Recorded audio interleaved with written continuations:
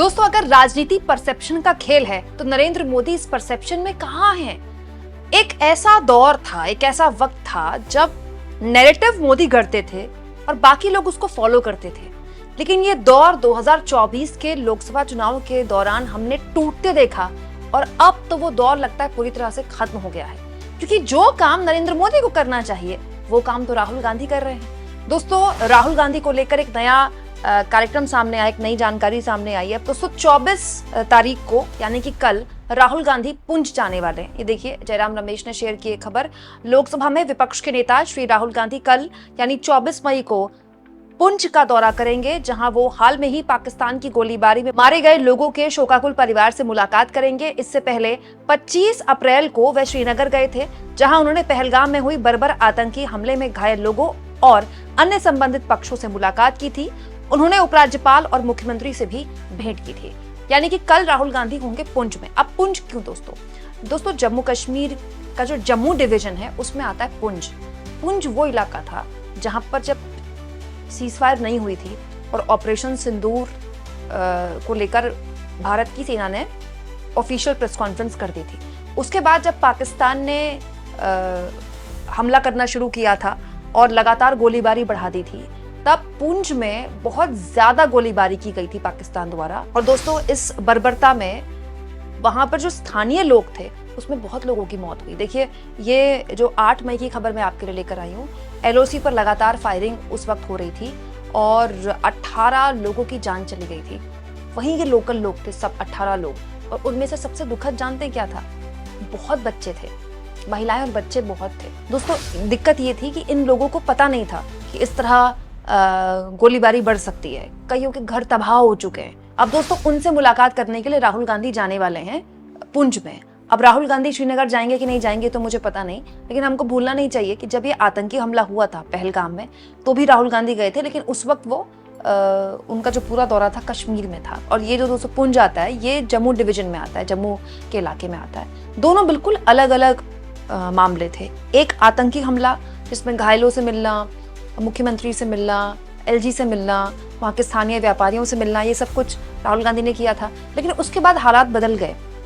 Ceasefire से पहले जिस तरह से गोलीबारी हुई, वहाँ पर स्थानीय लोगों का बहुत नुकसान हुआ है, न केवल जान का बल्कि जो लोग वहाँ पर हैं। अब आप एक पर्सन सोचिए, आप एक घर में रह रहे हैं, आपका 25-30 साल पुराना घर है और कोई गोला बारूद आता है सीमा पार से और आपका घर खत्म हो जाता है।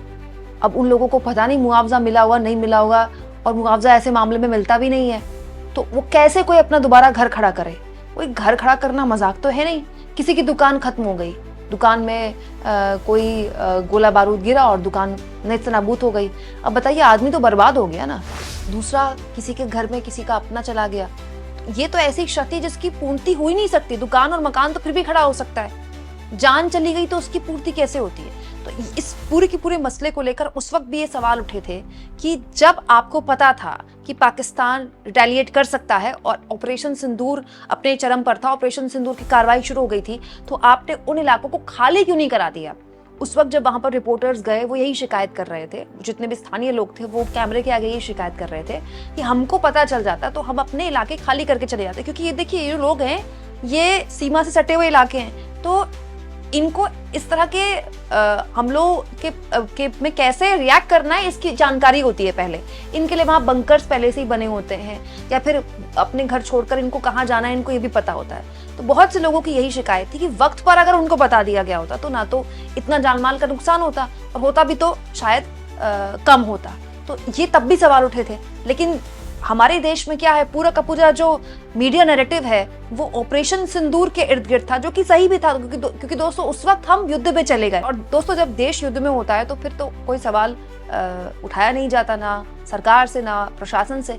लेकिन सच्चाई ये है कि अब तो युद्ध काल खत्म हो गया ना, और अब जब सीजफायर को इतने दिन हो गए हैं तो कम से कम वहां लोगों का हालचाल जानने के लिए कि किसको कितना व्यापार का नुकसान हुआ, प्रॉपर्टी का नुकसान हुआ, घर परिवार में क्या हाल है, वहां कोई तो होना चाहिए। अब दिक्कत यह है दोस्तों कि ये सब काम राहुल गांधी कर रहे हैं। राहुल गांधी बड़े नेता हैं, राहुल गांधी एलओपी हैं, सही बात है, लेकिन राहुल गांधी के हाथ में कोई ताकत नहीं है ना। राहुल गांधी थोड़ी किसी अगर अधिकारी को बगल में खड़े होकर कह सकते हैं कि इनका घर तबाह हो गया, इनका घर बनवाओ। ये काम तो सरकार का होना चाहिए। क्या रक्षा मंत्री की तरफ से या गृह मंत्री की तरफ से वहां पर कोई दौरा नहीं होना चाहिए था। भाई गृह मंत्री ने कश्मीर का दौरा किया, ये बात सच है कि आतंकी हमले के बाद गृह मंत्री कश्मीर में कई दिन रहे, उन्होंने कई ताबड़तोड़ दौरे किए, लेकिन केवल कश्मीर को नुकसान नहीं पहुंचा ना, जम्मू के इस इलाके में भी नुकसान पहुंचा और भीषण नुकसान पहुंचा है। तो ऑपरेशन सिंदूर को अगर हम सेलिब्रेट कर रहे हैं तो उस सेलिब्रेशन में हम उन लोगों को ना भूल जाएं जिन्होंने इस देश के लिए शहादत दी है।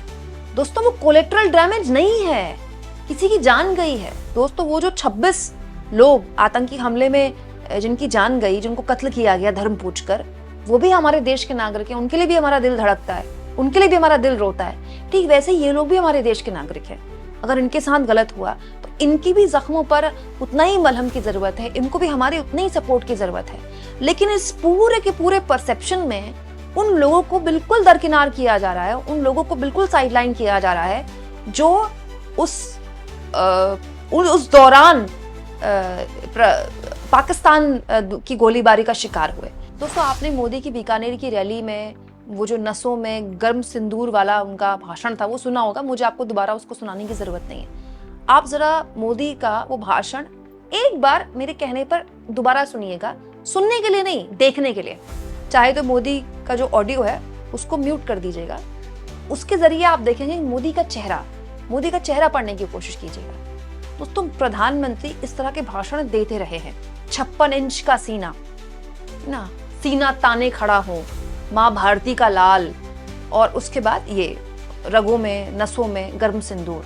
लेकिन आज से पहले जब मोदी इस तरह के बयान देते थे तो वो उनकी पर्सनालिटी पर बिल्कुल फिट बैठते थे, उनके हालात पर बिल्कुल फिट बैठते थे। मैं देश नहीं झुकने दूंगा, मैं देश नहीं मिटने दूंगा। लेकिन जब मोदी ने बीकानेर में ये गर्म सिंदूर वाला बयान दिया, वो कहीं से भी उनके चेहरे में वो कॉन्फिडेंस नहीं दिखाई दे रहा है जो अमूमन इस तरह के बयान देने में, अमूमन इस तरह के भाषण पढ़ने में आता है। लिख दिया किसी ने, मोदी ने पढ़ दिया अपने तरीके से, वो अलग बात है, लेकिन वो कॉन्फिडेंस मिसिंग है। क्यों? क्योंकि कई ऐसे सवाल हैं जिनका जवाब अब तक देश को नहीं मिला। जवाब सवाल नंबर 1, सीज फायर क्यों किया गया? सवाल नंबर 2, क्या सरकार को अब भी पाकिस्तान पर भरोसा है कि इस तरह का वो आतंकवाद दोबारा भारत पर नहीं थोपेगा? सवाल नंबर 3, अमेरिका का क्या हस्तक्षेप था, और अगर नहीं था तो भारत सरकार को इतना वक्त क्यों लग गया क्लियर करने में? मोदी अपने राष्ट्र के नाम संबोधन में ये बात क्यों नहीं बोल पाए कि अमेरिका के राष्ट्रपति का हस्तक्षेप नहीं था, ये केवल भारत और पाकिस्तान के बीच की बात थी? क्या डीजीएमओ लेवल का फोन आना, भारत सरकार कन्विंस हो गई कि हाँ ठीक है अब हम सीज फायर कर देते हैं? और दूसरा, जब हम उन हालातों में चले ही गए तो फिर ये जो क्षति हुई जिसमें जम्मू के पुंछ इलाके में लोगों की जान गई, लोगों की प्रॉपर्टी को नुकसान हुआ, इसको लेकर हम क्या कर रहे हैं? क्यों? क्योंकि दोस्तों सेना तो कहती है ऑपरेशन सिंदूर जारी है, और जारी भी है, लगातार कभी भी गोलीबारी हो सकती है। तो बड़ा सवाल ये है कि उस इलाके में हम, वहां के जो स्थानीय लोग हैं वो सुरक्षित रहें, वहां जानमाल का नुकसान ना हो, इसके लिए हम क्या प्रयास कर रहे हैं? और अगर हम प्रयास कर रहे हैं तो क्या हमारे प्रयास काफी हैं? इन सवालों का जवाब देना राहुल गांधी का काम थोड़े ही है। अब देश की हर समस्या के लिए राहुल गांधी से इस्तीफा मांगना हमको छोड़ देना चाहिए, इस सरकार को छोड़ देना चाहिए। आप ऑपरेशन सिंदूर का अगर सेलिब्रेशन कर रहे हैं, ऑपरेशन सिंदूर का अगर आपको श्रेय लेना है पॉलिटिकली, तो उसके बाद के कुछ सवालों के जवाब भी आप ही को देने होंगे। और प्रॉब्लम यह है कि इस सरकार में कोई भी ऐसा नहीं है जो उन मुद्दों को एड्रेस करा। अब तक दोस्तों गृह मंत्री ने इस मामले में प्रेस कॉन्फ्रेंस तक कर जवाब सर नहीं दिए हैं सवालों के। आप सोचिए, जम्मू कश्मीर की पूरी सुरक्षा गृह मंत्री के अंदर आती है, लेकिन गृह मंत्री ने अब तक सवालों के जवाब फेस नहीं किए हैं। 26/11 का आतंकी हमला हो रहा था, उस वक्त चल रहा था, ताज होटल में गोलीबारी चल रही थी, डॉक्टर मनमोहन सिंह ने बाहर आकर प्रेस कॉन्फ्रेंस की थी। आज लोग कह रहे हैं ऑपरेशन सिंदूर पर पॉलिटिक्स नहीं होनी चाहिए। जिस वक्त ये आतंकी हमला चल रहा था ताज होटल के बाहर, उस वक्त के गुजरात के मुख्यमंत्री नरेंद्र मोदी ताज होटल के बाहर खड़े होकर प्रेस कॉन्फ्रेंस कर रहे थे और उस वक्त की भारत सरकार की आलोचना कर रहे थे। और आज अगर ऑपरेशन सिंदूर के बाद या फिर सीज फायर के बाद, ऑपरेशन सिंदूर तो नहीं, सीज फायर के बाद अगर कोई सवाल पूछ रहा है तो उससे कहा जाता है कि आप सवाल उठा रहे हैं देश पर। दोस्तों, सवाल उठाना इस देश का अधिकार है और ये सरकार उसके लिए बाध्य है। सवाल का जवाब किसी डायलॉग से नहीं दिया जा सकता कि मेरी रगों में गर्म सिंदूर बह रहा है। सवाल का जवाब से ही होगा, लेकिन वो जवाब हमको राहुल गांधी से नहीं सुनना है, वो जवाब हमको नरेंद्र मोदी से सुनना है, क्योंकि देश ने नरेंद्र मोदी को पीएम बनाया है। आप इस मुद्दे पर क्या सोचते हैं दोस्तों? खुद पर उठ रहे सवालों के जवाब मोदी फेस क्यों नहीं कर पा रहे हैं, या फिर मोदी के कोई कैबिनेट के मंत्री क्यों नहीं आ रहे हैं इन सवालों के जवाब फेस करने के लिए? इन जख्मों पर मरहम लगाने का काम मोदी की तरफ से क्यों नहीं हो रहा है?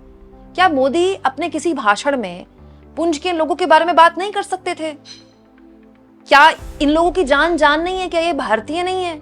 कमेंट बॉक्स में जरूर लिखें दोस्तों, और जितना हो सके चैनल को शेयर करें, सब्सक्राइब करें, और थैंक्स और ज्वाइन। दोस्तों, ये 2 ऑप्शन हैं जिसके जरिए आर्थिक तौर पर भी अगर आप चाहें तो चैनल की हाथ मजबूत कर सकते हैं।